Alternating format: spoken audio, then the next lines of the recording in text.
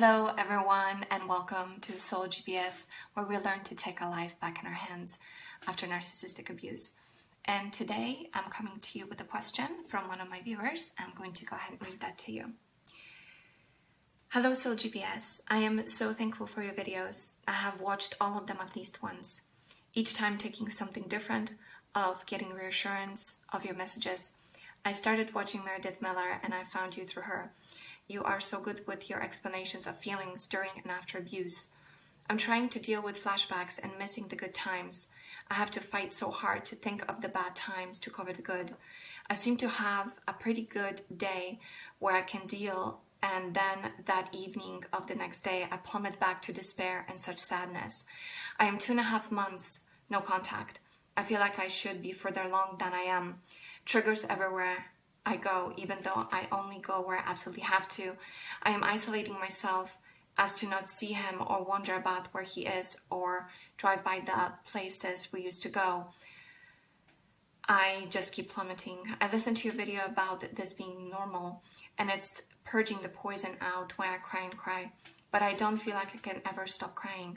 Am I making it worse by crying? Is that keeping me depressed? I don't know anything else I can do to keep on the healing journey. I would appreciate any suggestions, and thank you again for sharing your knowledge and experiences. Carol, thank you so much for answering this question. I'm sure you answered it for many of us. I really distinctly remember going through this process myself. 2.5 months is still relatively fresh. Around this time, I found that some of my state was beginning to normalize. However, in my case, I got hoovered during that period of time, which kind of resurged a lot of those emotions. I can absolutely relate to everything you're saying here. So here's what I want to say, is that one of the worst things we can do in our recovery, especially in the early months, is to berate ourselves or feel bad about ourselves for feeling the way that we do. That's kind of like adding fuel to the fire, or like adding another layer of negativity onto already the angst and the suffering that is going on. So remove that, please, all of you guys, remove that right away. There is nothing wrong that you are feeling as bad as you do. It is absolutely normal. It is a natural response of your body trying to process this incredibly sick cognitive dissonance that has occurred as a result of betrayal. And this was a really deep and terrible betrayal that you have gone through. So remove that. Now, having said that, this process can, this process can get out of hand if we do not practice mindfulness and observe ourselves moving through it. Now, this process occurs in stages. So in the initial stage, I believe, from my own experience, the most important thing that we can practice is mindfulness, self-compassion, and returning back to the truth. Because our brain does not want to accept the truth. We keep slipping into the denial. That is a self-protective mechanism that we need to work against in order to catch ourselves with the truth of what really has happened. So there's a variety of things that you can do in order to help yourself in this process, but the outcome of it should be standing firmly in the truth of what has happened while accepting your feelings and your body's natural reactions. So by self-compassion, I mean you let yourself feel what you're feeling, and you watch yourself, you give yourself, you add some extra intention behind it. So it's not just curling in a bed and hysterically purging the emotion, which is absolutely a good thing to do. But in addition to doing that and letting your body, through this shaking, through this letting out of the tears, the cleansing, right? It's a process of cleansing. You're also watching yourself do it, and you're giving yourself love. It's almost like being a mother to yourself, or like a mother figure. Whether you're a man or a woman, all applies, right? You're saying, it's okay, it's okay, sweetie. It's okay. I'm here with you. I'm here with you. It's fine. Cry it out. Cry it out.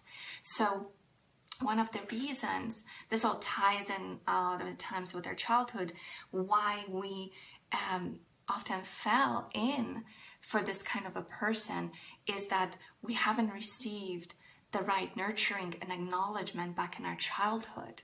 This ties in with the inner child healing. So now, real quickly, as you're going through this process of purging, you can also train yourself to become your own mother figure, which is the epitome and the embodiment of compassion and care. That's the sacred feminine. So if you do that and if you practice that, you will immediately feel, I think, better. And maybe even the crying will subside a little bit, because you're not feeling like you're doing something wrong. Right? Because there's nothing wrong, nothing worse. And this happens so much during abuse. Nothing worse than feeling bad already, and then being made to feel bad or guilty for feeling bad. How many of us can identify with this, right? Oh my gosh, all my life, right? I feel, and that is a training in not the right kind of a denial, in which the body is, just does not want to feel all the bad at the same time. Because the truth is, why it takes so long also, is because it takes, like, if we were to feel all of this terror that comes along with the truth of what has happened to us at once in a day, it would fry our nerves. It's that intense. So it has to take some time. We need to be gentle, like, with our bodies. That's why it's like a percentage ratio. Like, first we're gonna feel 100% terrible, and then we're gonna feel 99% terrible, 1% better. Then it's gonna be 98%, 2%. It's gonna start tipping over. But it can't happen all at once. But the denial is something that's been programmed into us, and it comes from a tactic of the abuser, which I'm going to make a video on the many tactics, but many of the tactics deal with the fact that we they made us deny in our own brain, which was a lie, that what they were doing was wrong. They made us accept it. They're that cunning and that manipulative. They're really good at this. They've been doing this all their life. Right? And it's a way of them to not have to take responsibility for what they have done. And it's through denial. It's their own denial. It's a different kind of denial. There are many different kinds of denial. We need to be very clear about this. But this form of a denial is, oh, I haven't done that. No, I would never do that. Right? Lying by omission, not telling you certain things. Oh yeah, I went out, but I only had da. Well, meanwhile, they were screwing another person, right, behind your back. Or minimization. Okay, yes, I know I did that, but I just tried, blah, blah, blah. These are not defense tactics. These are overt, aggressive tactics that are made in order for them to relinquish the responsibility of what they have done. So we've been trained to dwell in that kind of mentality all our life, or majority of our life. So it's natural that we continue doing that to ourselves while we're healing. So we're laying there crying and we're feeling, oh my God, I'm crying. This is horrible. Like I'm doing something wrong. And that's because we've learned to interpret it this way. So let's make this clear once and for all. If you're feeling bad, feel bad. If you feel angry, feel angry. Just let yourself feel whatever you're feeling. Finally, give your body the free expression of whatever it wants to feel. Do not cover it up with a mask of happiness just for the sake of pleasing another. Okay, so that's one thing. The other thing you can do, besides giving yourself self-compassion, is watching the mental chatter. Because yes, there is a point at which we can go a little bit overboard with our emotionality and plunge into this downward spiral. That happens when we disconnect our emotion from our logic and from our mental faculty. Remember, we are a combination of several layers of being. We have the mind, we have a body, we have emotion. There's also spirit. You can break it up actually into several subdivisions, but these are the main ones. One of the things that the society has done to many of us through mind control, social engineering, watching bullshit on TV, eating junk food, GMOs, and so on, it's dysregulated us to the point where we're only operating, or primarily operating, through emotion. Oh, this feels good. Okay, I'll have that. This feels good. Okay, I'll have that. And we're plus living in a generation now, which is we can have things very quickly. It's like there's no more delayed gratification, no more having to work hard for something that we want. So we are operating at these emotional beings that are just super reactive. And so that's something that is very, I'm not saying that that's what you are, but I'm saying that this is the prevalent mentality. It's not even a mentality. Let's just call it like this for simplicity. But that's the prevalent state. That's better. And that's the prevalent state of humanity. So when we do that, we're very confused. And when people are confused, then what does it do? It makes it easier to control them. So we need to incorporate, we need to bring the three together, the body, the emotion, and the mind. So as we're going through this process of feeling the emotion, feeling all this negativity, this which is a response to the betrayal and the realization of how much evil we've been put through. So we're going through this. We need to also look at our own thinking. We're looking at ourselves. What are we thinking as we're feeling this? Are we sticking to the truth and saying, yes, I have every right to feel this way because this person has hurt me. It was not fair. It was not fair. And now I'm feeling this. And I'm here for myself. And I love myself. And I'm never going to let this happen again. Are we thinking that?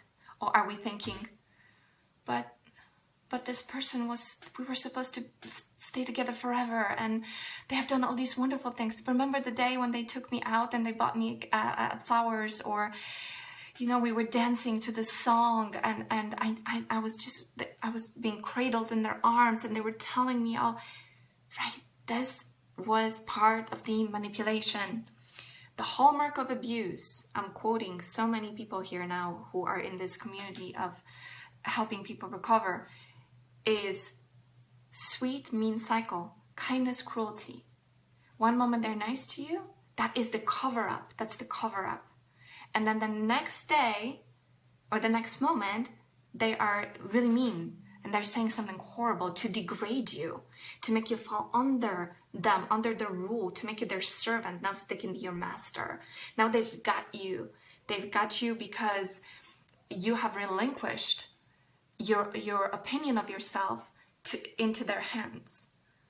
You've given them control. So you need to realize that too, is that we have given them control. Now we didn't do it because we knew what was coming. Like no one would have done that. That would be absolutely crazy, insane. We did it because we were manipulated. So in that sense, it was not our fault. We were manipulated because we were unaware. This experience is seriously, it's an initiation into truth of what's happening in the world. I know this is hard to comprehend right now, but I'm actually really grateful for what has happened to me.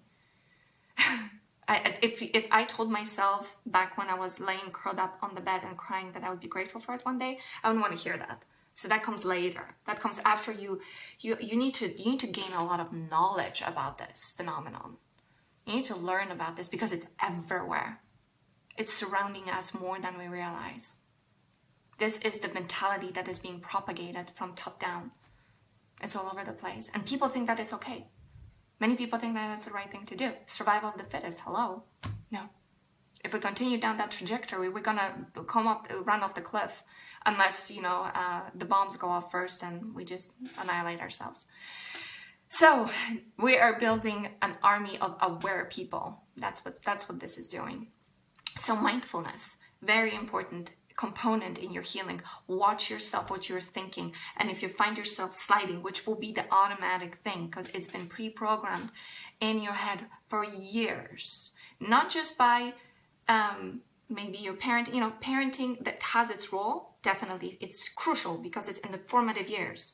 Then it's school. School takes over. Our friends, the bullies, like we get into that whole Lord of Flies or whatever that's called, milieu, which can be extremely damaging too. We have to be really careful, like the things we pick up. And I feel really horrible for kids these days because I think that with this mentality spreading even more and then going into the cyber reality with cyber realm, not reality realm, sub realm of bullying in this way. It's everywhere. Like, how do these kids deal with this thing? It breaks my heart, right? So awareness is very important. So teach your kids about this if you have them. Teach them, arm them with knowledge. It's crucial.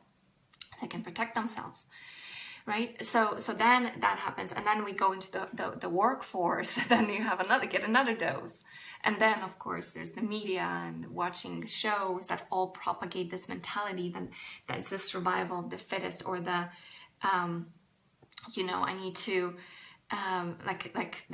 the way to security, which is an illusory thing anyway. But the way to be anyone in the world, I need to step on the toes and the heads of other people. I need to destroy somebody in order to raise up.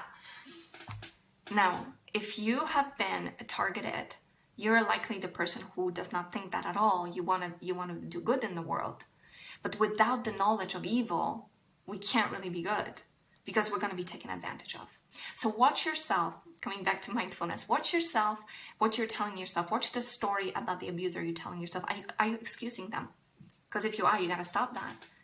That's the point at which we take responsibility for our own thoughts and our own life. And that's what's going to help us tip over. It's going to take some time. It might take weeks, it might take months. But with repeated training, it's like going to the gym or trying to lose weight. It doesn't happen overnight. We need to change the way we eat. We need to change the way we think. We need to change the way we breathe oftentimes, because if we breathe shallow, we have more stress and we produce neuropeptides that make us actually put on weight, right? It's complex. It's not just one thing. Then we have to, do cardio work. Then we have to weight lift. It's the same thing. It's a process. It's a process. So one of the most important things I think you can do initially that really does work is to build self-compassion and mindfulness. And if you are telling yourself lies, right away, write them over and tell yourself the truth. And there are certain also strategies that you can use to do this. And I love what Dana Morningstar has said in her videos, which I did that right away when I broke up with my boyfriend, abuser, was to write down the list of all the horrible things that they have done and make it like bullet point. So it's really easy to scan and leave it on your desktop, or even print it if you can and put it on your desk too, so you have it handy, put it in your purse, and when you're feeling those feelings again, like that, you're remembering, you're flashing back to some kind of a romantic, positive situation, whip that thing up and read it and be like, right. And put the worst ones up. Put the worst ones up. So that's another thing you can do. That is really training in truth. Training in really making your body not buy into the illusion, but buy into the truth. It's going to help you also build self-trust. Because now you're telling yourself the truth, and your body eventually will recognize and be like, yeah, this feels right. It will get rid of the cognitive dissonance. Because a part of the cognitive dissonance is us remembering all the good times. Now you get rid of the good times by knowing that this was all an act to hook you in. So you're left with the bad times. Now cognitive dissonance is gone. Now you know the truth. And the truth hurts. It really hurts, which is why we need to grieve. So that's what we need to do. Now, I also want to add a third thing that is, I think, really good to do during this process, and that will speed up the healing, I think. It is force yourself to do something new. Take yourself out on a walk. Go see a film that makes you laugh. Do something that you haven't done before. If you've always wanted to go visit a place, go to a lake, go to the mountains, whatever, go and do that. If you haven't seen a friend and you know this is a good person in a long time, call them up to just have a conversation about something. Arrange a dinner with a couple of your girlfriends or boyfriends. Go see a game if you're into that.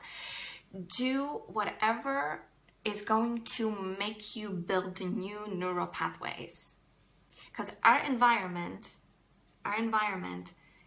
is a reflection of our mind, and our mind is a reflection of our environment. The two are mirrors of each other. So as we go through life and we're picking up cues through our sensory channels, picking up new things, new sensations, they get internalized in our brain.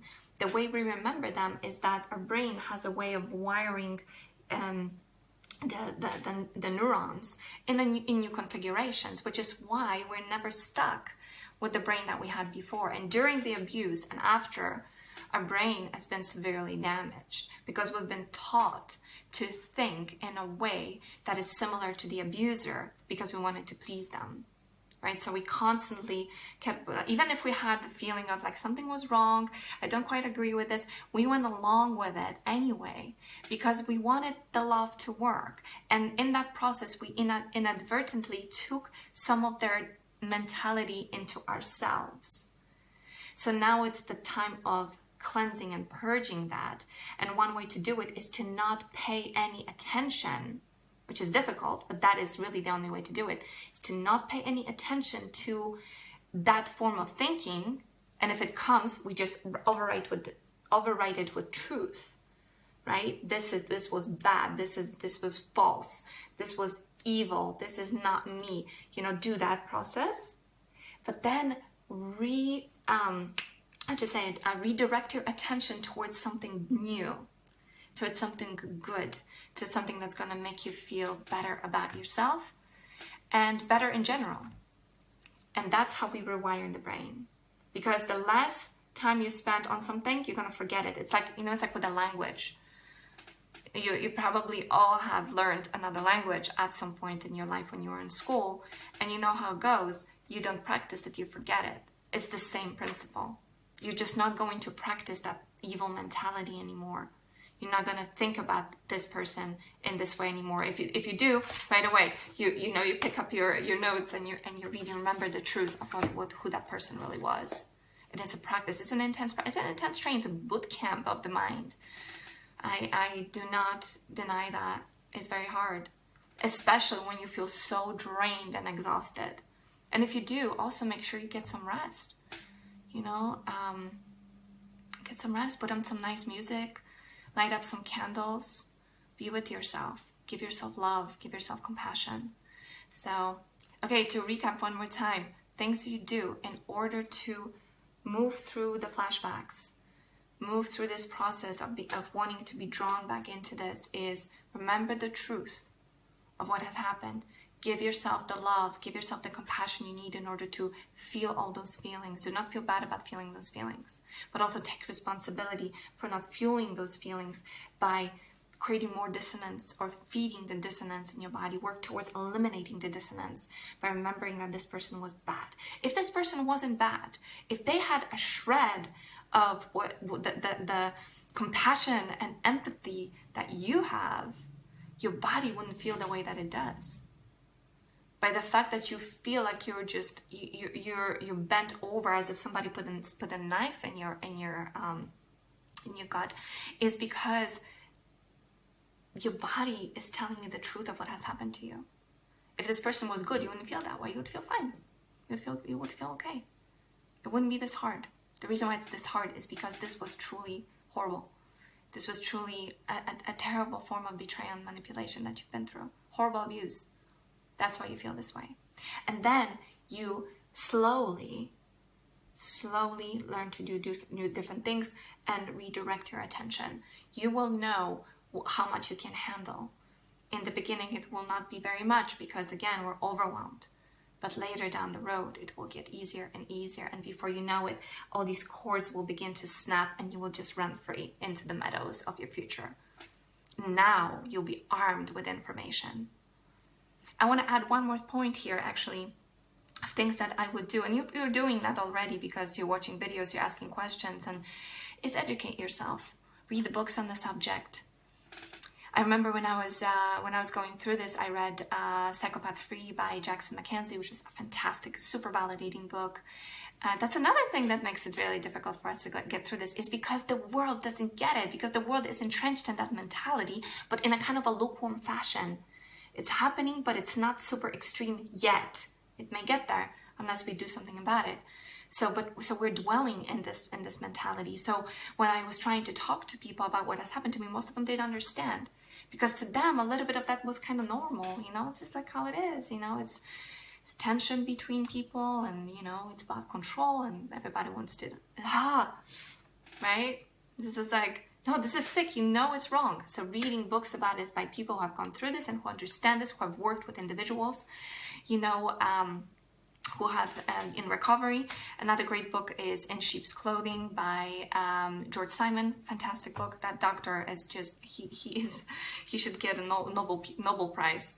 Actually, that all of that is bullshit anyway. So educate yourself, because the more you know, the more empowered you'll be. So I hope this helped you. This video helped you. Again, thank you, Carol, so much for asking the question.